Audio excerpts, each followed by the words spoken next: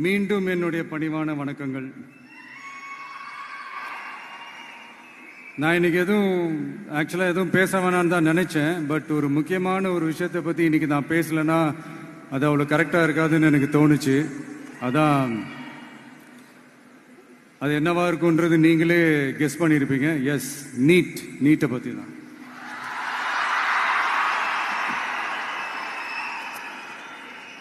இந்த நீட்ன்றது பார்த்தீங்கன்னா நம்ம தமிழ்நாட்டில் இருக்கிற மாணவ மாணவிகள், குறிப்பாக கிராமப்புறத்தில் இருக்கிற ஏழை எளிய பிற்படுத்தப்பட்ட, மிகவும் பிற்படுத்தப்பட்ட மற்றும் தாழ்த்தப்பட்ட வகுப்பினை சேர்ந்த இந்த மாணவ மாணவிகள் எல்லாருமே ரொம்பவும் பாதிக்கப்படுறாங்கன்றது தான் ஒரு சத்தியமான ஒரு உண்மை.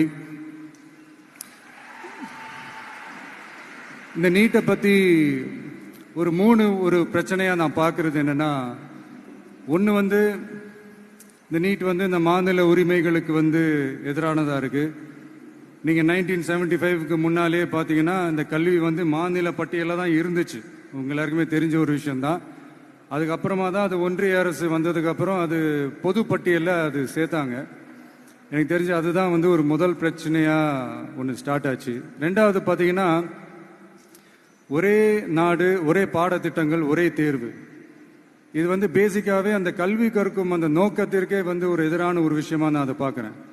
ஒவ்வொரு மாநிலத்துக்கு ஏற்ற மாதிரி அந்த பாடத்திட்டங்கள் இருக்கணும். இது நான் மாநில உரிமைகளுக்காக மட்டுமே இதை நான் கேட்கல. நீங்க பார்த்தீங்கன்னா அந்த கல்வி முறையில் பல்வேறு கண்ணோட்டங்கள், பல்வேறு பார்வைகள், டிஃப்ரெண்ட் பெர்ஸ்பெக்டிவ்ஸ்னு ஒன்று சொல்லுவாங்க இல்லையா, அப்படி அதுக்கு ஒரு முக்கியத்துவம் கொடுக்குற ஒரு விஷயமா அது இருக்கணும்ன்றதான் என்னுடைய பார்வை. Diversity is a strength, it is not a weakness. பன்முகத்தன்மை அப்படிங்கிறது அது ஒரு பலமே தவிர பலவீனம்னு சொல்ல முடியாது.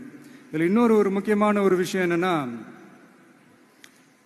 மாநில மொழியில் படிச்சுட்டு, ஸ்டேட் சிலபஸில் படிச்சுட்டு, என்சிஇஆர்டி சிலபஸில் தேர்வு வச்சா அது எப்படிங்க? அதுவும் கிராமப்புறத்தில் இருக்கிற மாணவ மாணவிகள், அதுவும் அவங்களுடைய மருத்துவ படிப்புக்கு கொஞ்சம் யோசிச்சு பாருங்க, இது எவ்வளோ ஒரு கடினமான ஒரு விஷயம்னு. மூணாவது நான் பார்க்குற ஒரு பிரச்சனை என்னன்னா, இப்போ போன மே மாதம் 5ஆம் தேதி அந்த நீட் எக்ஸாம்லாம் நடந்துச்சு. அதில் சில குளறுபடிகள்லாம் நடந்ததா நம்ம நிறைய அந்த செய்திகள்லாம் பார்த்தோம், படித்தோம் இல்லையா. அதுக்கப்புறமே என்ன ஆயிடுச்சுன்னு பார்த்தீங்கன்னா, அந்த நீட் தேர்வுக்கு மேலே இருக்கிற அந்த நம்பகத்தன்மையை மக்கள் மத்தியில் சுத்தமாக போயிடுச்சு. இனிமேல் நாடு முழுக்க அந்த நீட் தேர்வே தேவையில்லை அப்படிங்கிறத இந்த செய்திகள் மூலிமா நாம் எல்லாருமே புரிஞ்சுக்கிட்ட ஒரு விஷயம். சரி, இதுக்கு என்னதான் தீர்வு அப்படின்னா, நீட்டு விலக்கு தான் இதுக்கு உடனடி தீர்வு. நீட்டு ரத்து கோரி தமிழக சட்டமன்றம் கொண்டு வந்திருக்கிற அந்த தீர்மானத்தை நான் மனப்பூர்வமாக வரவேற்கிறேன். இதுக்கு அந்த ஒன்றிய அரசு அந்த கால தாமதம்லாம் எதுவும் செய்யாமல் தமிழ்நாட்டு மக்கள் அவங்களுடைய உணர்வுகளுக்கு மதிப்பு கொடுத்து இதை சீக்கிரமாகவே இதை சால்வ் பண்ணணும் அப்படின்றதான் இங்கே நான் கேட்டுக்கிறேன். சரி, ஓகே, இதுக்கு நிரந்தர தீர்வு தான் என்ன அப்படின்னா, அந்த கல்வி பொது பட்டியலேருந்து மாநில பட்டியலுக்கு கொண்டு வரணும். ஒருவேளை அதில் ஏதாவது சிக்கல்கள் இருக்கு அப்படின்னா ஒரு இடைக்கால தீர்வா இந்த இந்திய அரசியலமைப்பு சட்டத்தை திருத்தி ஒரு ஸ்பெஷல் கன்கரண்ட் லிஸ்ட், சிறப்பு பொது பட்டியல் அப்படின்னு ஒன்று உருவாக்கி அதுல கல்வி மற்றும் சுகாதாரத்தை அதுல சேர்க்கணும்.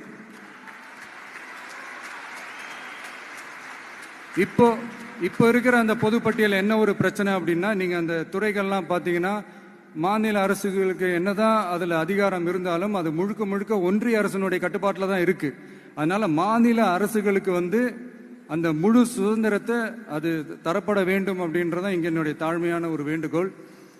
ஒன்றிய அரசு அவங்களுடைய கட்டுப்பாட்டில் இருக்கிற ஒரு சில இந்த மெடிக்கல் காலேஜஸ்லாம் இருக்குல்ல, எய்ம்ஸ், ஜிப்மர், பிஜிஐ, இந்த மாதிரி நிறுவனங்களுக்கு வேணா அவங்க அந்த நீட் எக்ஸாம் நடத்தணும்னா நடத்திக்கலாம். பட் இங்க அந்த பிரச்சனை என்னன்னா, இது என்னுடைய ஒரு சஜஷன் தாங்க. இது நடக்குமா? உடனே நடக்காதுன்னு எனக்கு தெரியும். அப்படியே நடந்தாலும் அதை நடக்க விட மாட்டாங்கன்னு எனக்கு தெரியும். ஸோ அதனால இந்த சந்தர்ப்பத்தில் என்னோட சஜஷனை உங்ககிட்ட அதை நான் பகிர்ந்துக்கணும்னு ஆசைப்பட்டேன். இதுதான் என்னுடைய தனிப்பட்ட ஒரு கருத்து நீட்டை பற்றி. ஸோ மற்றபடி வேற ஒன்றும் இல்லை. வந்திருக்கிற என்னுடைய friends, learning is fun, education is celebration.